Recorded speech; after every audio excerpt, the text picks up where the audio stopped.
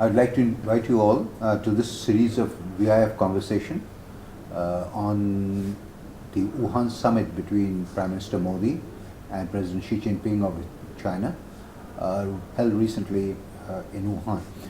To talk on these matters and discuss the issues that pertaining to several of the areas, both domestic and foreign policy, I have with me Jayadeva, Ranade, ex-bureaucrat, and currently the president of the China Center for Chinese Analysis and Strategy on my left, and on my right, Ambassador Anil Wadhwa, former diplomat and now currently senior fellow at the Vivekananda International Foundation. So Jayadeva, I would like to start with you and just essentially try and probe as to what could have been the motivations and the run up to the summit from your perspective, given the fact that it to many it seemed to have occurred very suddenly, not very expected, but nonetheless, obviously some preparations must have gone on, and there must have been important factors leading up to the summit. Well, I think there were two main issues that were at the top and front of Indian concerns. The first was the deterioration in the bilateral relationship between India and China that we have been noticing, particularly if one were to put a date on it, April 2015, which is the time that Xi Jinping announced the China-Pakistan Economic Corridor. Actually, he did it just a few weeks, if you recall, before Prime Minister Modi's visit to Beijing.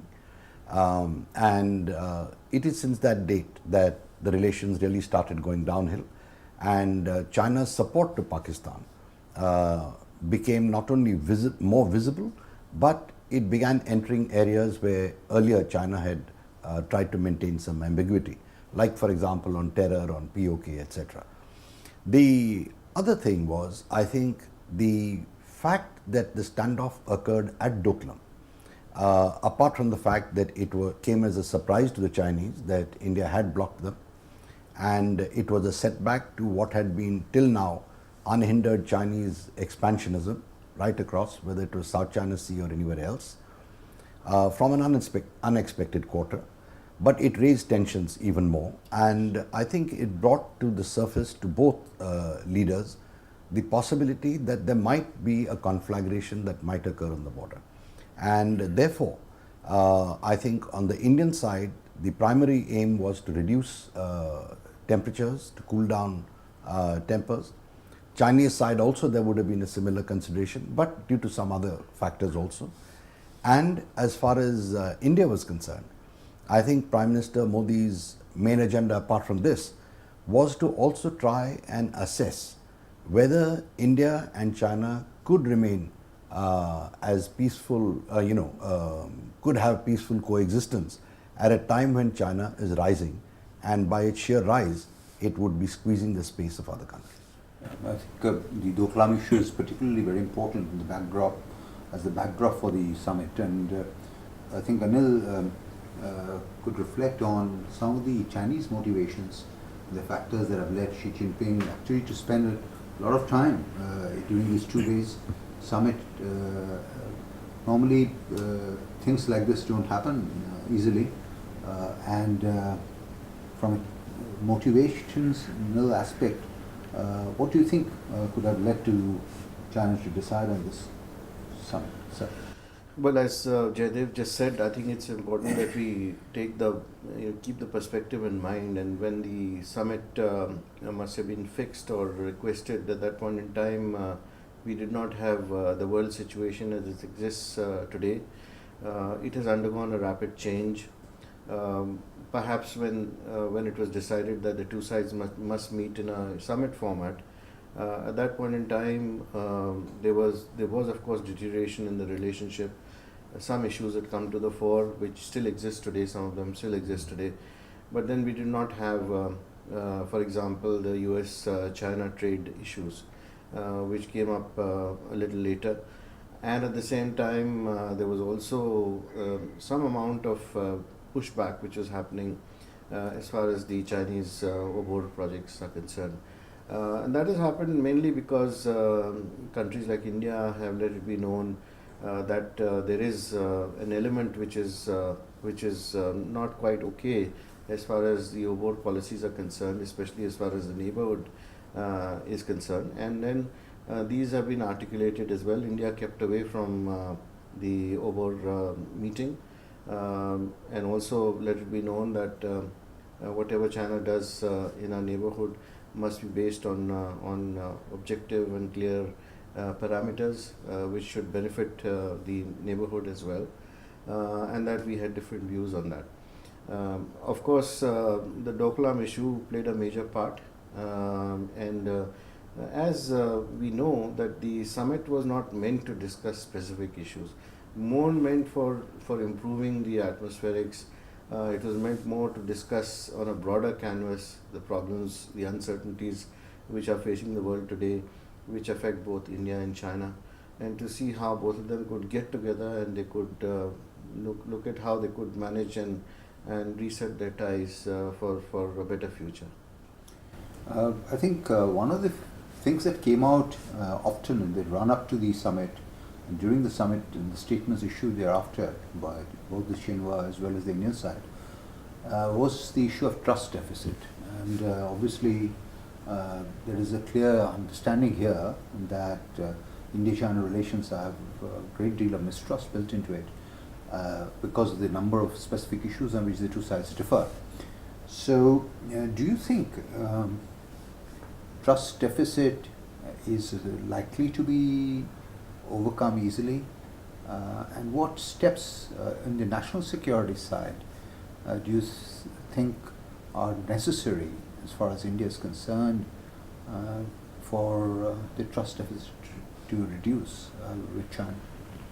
Well, when you say trust deficit, if I may be a bit flippant, it presupposes a little bit of trust, and I think actually there is no trust in the relationship on either side.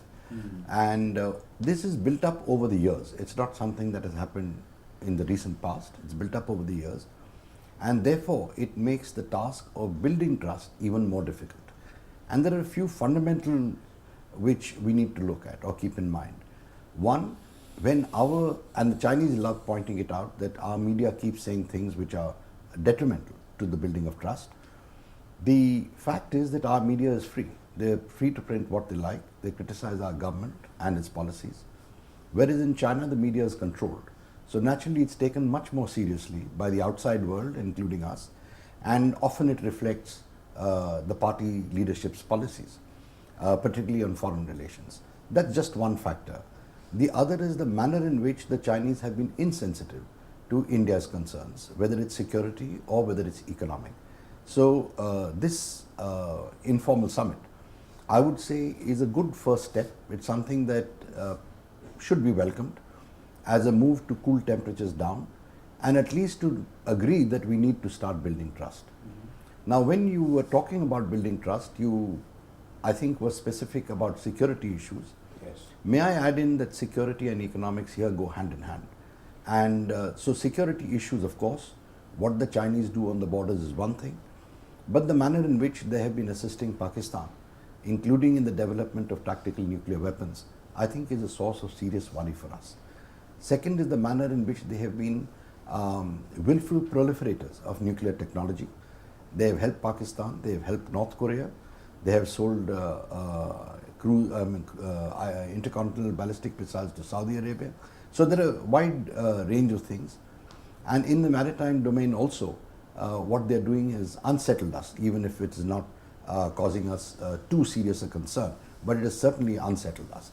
So I think it is a gamut of factors. As far as the economy is concerned, there are telecom agencies, telecom companies, which are very closely linked to the People's Liberation Army and to their Ministry of State Security. I refer specifically to Huawei and ZTE, have made inroads, substantial inroads into the Indian IT sector, which is a very critical sector. They today, by all estimates, dominate 60 to 70% of it, particularly the backroom operations, so they can cripple it. Secondly, the internet systems are also by and large dominated by them, again through backdoor operations. Our power generation, which by itself seems to be a benign sector, but it has a lot of high precision machining capability. That also is now on its last legs because it's been hollowed out by Chinese supplies. Now here, I think we have to be very careful about the kind of market access that Chinese companies are acquiring. And the $62 billion trade deficit, I would suggest, is a source for serious concern because it is actually, it has come out of their taking our natural resources and selling us low quality manufactured goods. A lot of it is our own fault that we buy low quality manufactured goods. But I think a bigger concern for me would be the manner in which we are allowing them or allowing our people to sell our natural resources without restriction.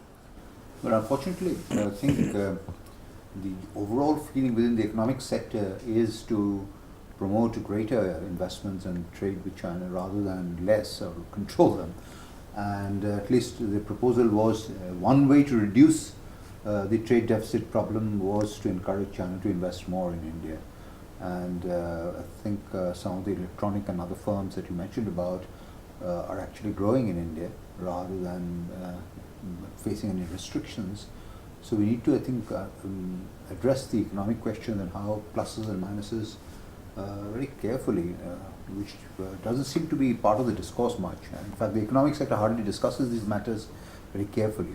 You're quite right. Actually, we have a very strong lobby, if I may be perfectly honest with you, which has developed in India, owing a lot to Chinese financing and Chinese low-cost supplies. In a democracy, they certainly can influence policy. So I think that is a major factor that we have to keep in mind.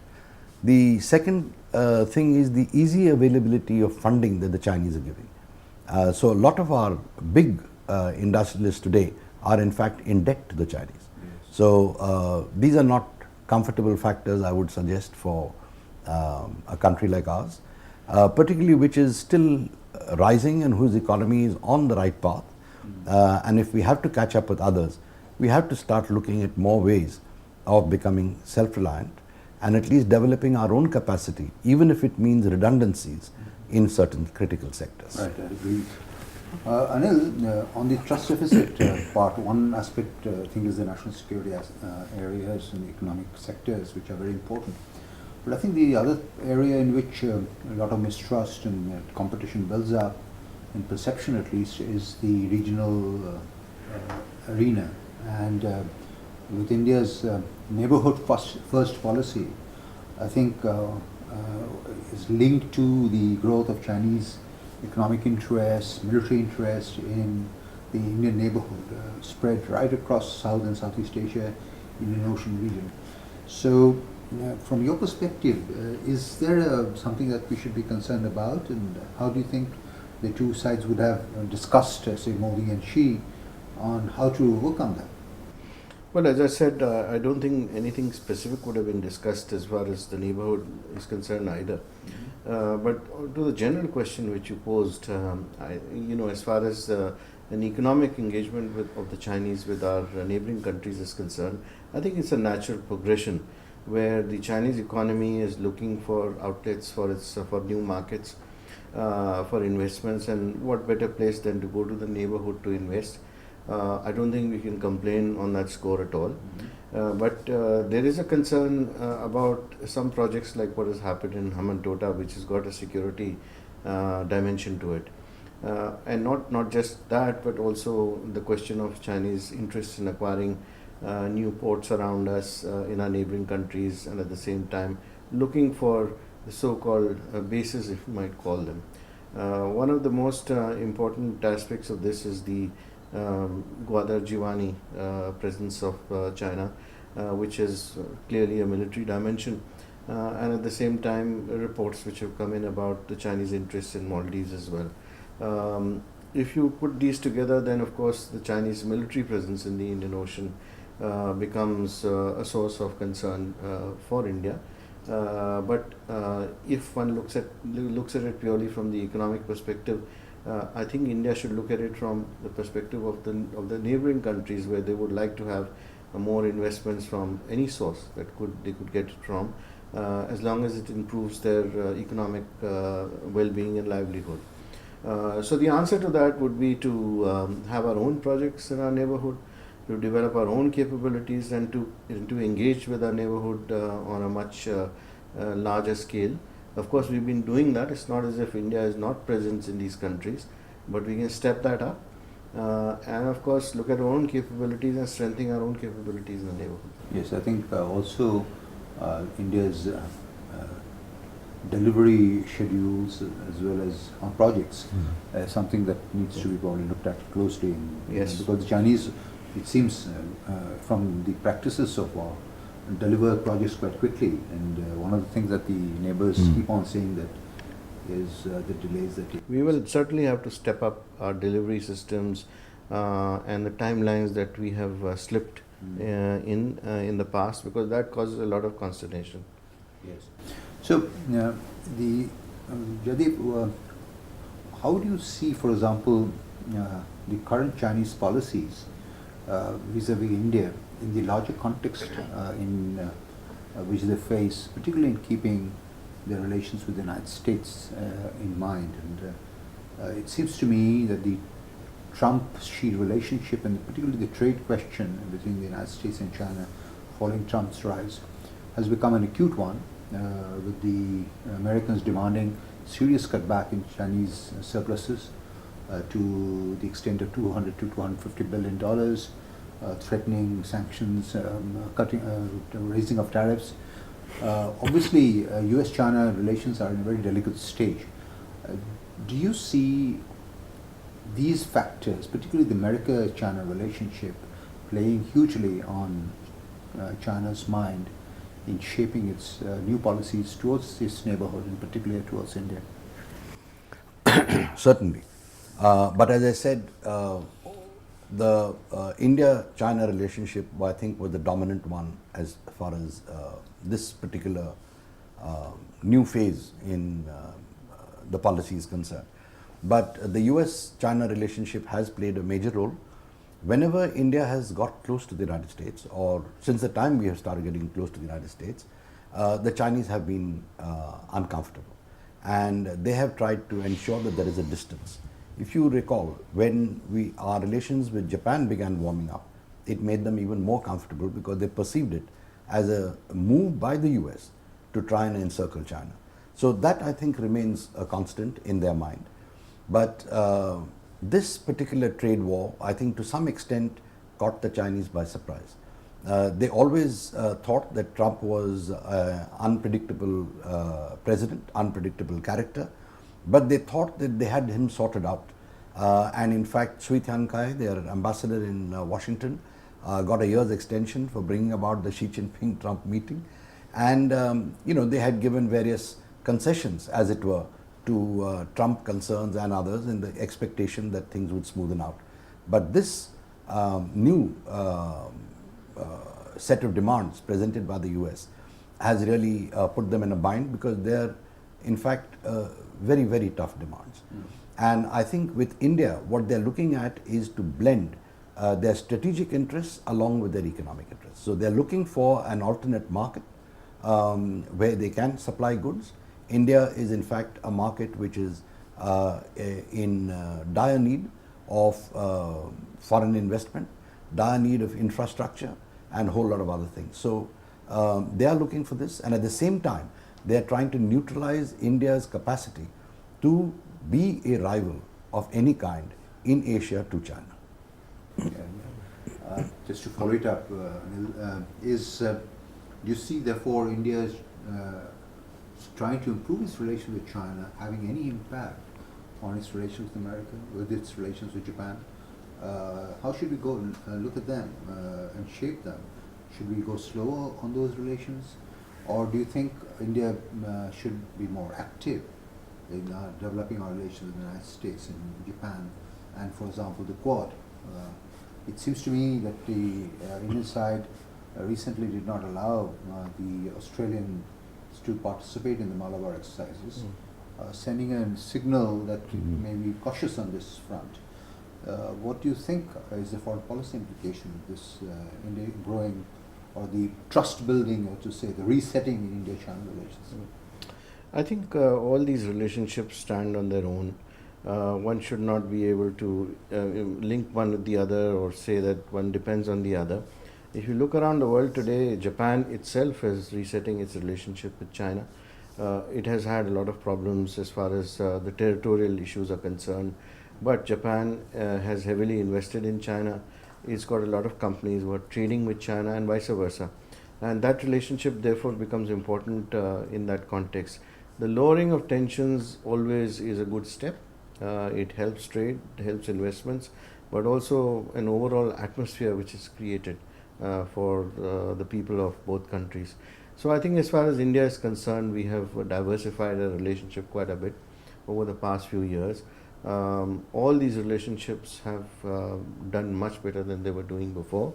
The fact that we had this summit with China and it has led to a cooling down of the temperature, so to speak, and brought about a change in atmospherics itself will be good for both sides. But at the same time, I think one should not link them together. Your second question about the issue of the Quad. I think the Quad again stands on its own. It's a revival of the relationship that four countries had in the past till 2007. Circumstances have led them to come together again to cooperate on various issues. The Quad should not base itself only on a relationship with China. We've said so publicly on many occasions that this is not a military alliance, and to sustain itself, the Quad requires a sine qua non. We should go beyond a military relationship. There are many issues in which the Quad can cooperate with in this region, and as far as the Indo-Pacific is concerned, I think it will be a good exercise for the Quad to work together on many issues. Keeping Australia out is not the right term to use in my view. I think these things take time to mature. The fact that Australia was not there during the last exercises itself did not raise so many eyebrows as it has raised now. So linking it up to the Wuhan summit in particular, because it's come so soon after the Wuhan summit, I don't think it can be a direct consequence in my view of that summit. These things take time for a decision and maturity.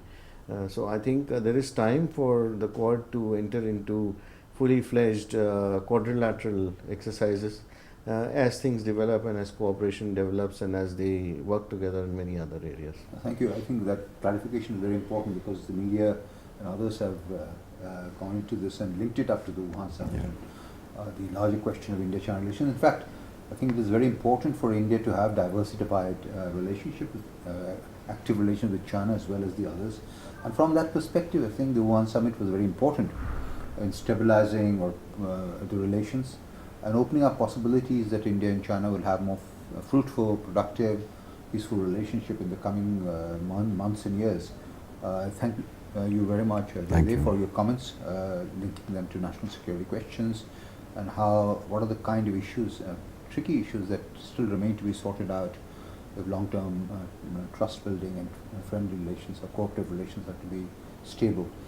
Anil, thank you very much as well, bringing to light the foreign policy and other dimensions which are very important and I think have merit on their own. Thank you very much.